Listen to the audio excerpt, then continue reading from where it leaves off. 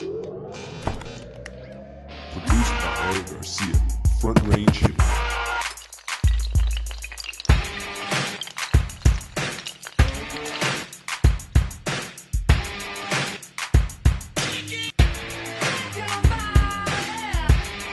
Morning guys, Al here.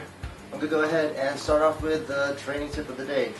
Just because it is Sheiko, I'm doing Sheiko number 29. It's the second day of the program.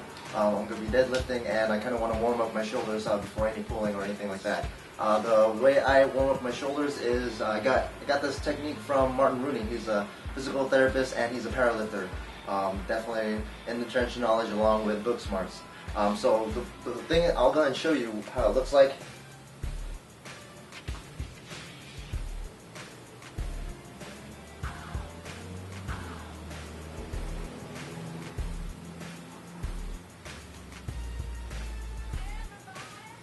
Not only is it good for warming up, that kind of looks like a cool dance move, right? You can definitely do it at the club. But let me go ahead and show you, explain the benefits of that movement. Is that it kind of gets your shoulder, your synovial fluid going, and helps out warm up and lubricate those muscles, those joints.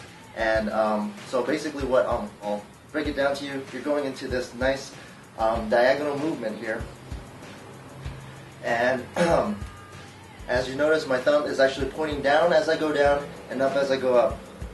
And what that does is it internally and externally rotates that humerus, along with getting that extension and flexion of the shoulder, along with horizontal adduction and abduction at the same time. So you're doing all the planes of motion that your shoulder can do, except for maybe, I don't know if it can get never mind, I digress. Let's go ahead and break it down and do it all together. So the thing I love about this is that it is getting all those movements that the shoulder does, all in one quick motion. Because I mean, like I said, it's 6 o'clock in the morning here. I have to go work in a couple hours. Don't want to be late. No one has, ain't nobody got time for that. Warming up, doing an hour warm up. But yeah, so that is one of my favorite ones there. I follow that along with another one I think I got from Martin Rooney, either Martin Rooney or Eric Cressy, both smart guys. You want to go into a circle movement here, and then you start to slowly bring out those those arms out, drawing circles bigger than the circles you made before, bigger, faster,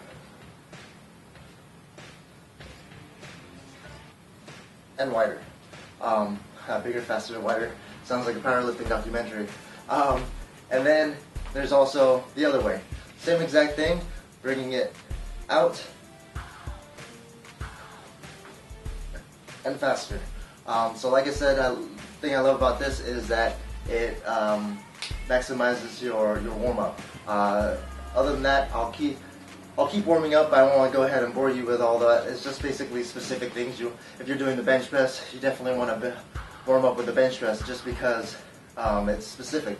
So don't be that guy that goes right into 225 pounds and start pressing away, because then you'll probably see us at the physical therapy clinic. Real quick guys, I just saw the clip that I videotaped on my camera, and I have some little lack of range of motion, or so I wasn't being, either I was too consumed in trying to explain the warm-up that my shoulders wasn't going into the angle I wanted it. I was actually going kind of outwards. So make sure when you're warming up, even if you're explaining it to the whole YouTube community, that you need to go a little bit more diagonal, because I was going out here. So I'm kind of glad that I'm vlogging all my progress, because I am, it's definitely humbling. I get to see what I'm doing wrong, and trust me, I'm doing a whole lot of stuff wrong, and I need you guys to make sure that I'm on point. But yeah, thank you. Front Range Hip.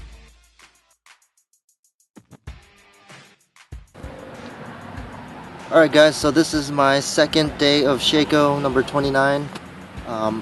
It is pretty early in the morning, pretty cold, but trying to warm up.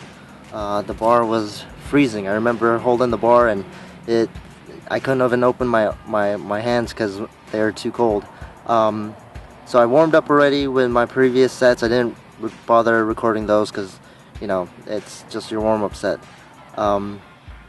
So in the Sheiko program, it calls for deadlifting up to your knees. I try to go a little bit past your knees just because I don't want to, you know, I actually want to train. I don't want to try to have an ego boost and try to put more weight and go to, you know, little half a rep there.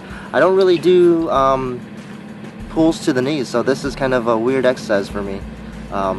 Definitely feel like it's heavy at the top just because I don't really pause there. I try to explode through all my reps. So this is my third set, and it's still deadlifting to knees. You can see I have some ashy knees and some ashy shins that I didn't bother lotioning up. I'm not used to people watching, so I didn't have to look pretty or anything like that. But you know, I'm actually matching pretty good. Almost some Brandon Campbell feng shui going on right now. Got some matching black on black and black and gray. Probably even when I put my belt on, it'll be even more coordinated. So for Sheiko number 29, one of the accessory movements is the incline bench. I don't really incline bench much, so I didn't really know what weight to put down. Right now I'm gonna incline bench 155. It's pretty light. It felt pretty light. This is my last work set. It calls for 4 sets of 6 reps. So here I'm supposed to do a rack pull, or not specifically a box pull deadlift from boxes, but I do not have a squat rack or boxes. So right now I am gonna do jack pulls. These are jack stands that you use for your car. A little more dangerous just because when I put them down I have to aim properly or else I miss, and that definitely can cause trouble. So right now I belt up because I'm starting to feel a little bit on my back. Definitely my back is gonna get fried from all of this. So I'm trying to concentrate on having big air and push through the belt, just because I know my low back is starting to round a little bit from fatigue. And my lowering down of the bar is definitely making me even more fatigued. I wish I could just kind of lower it down quickly, but I have to make sure I aim for those jacks.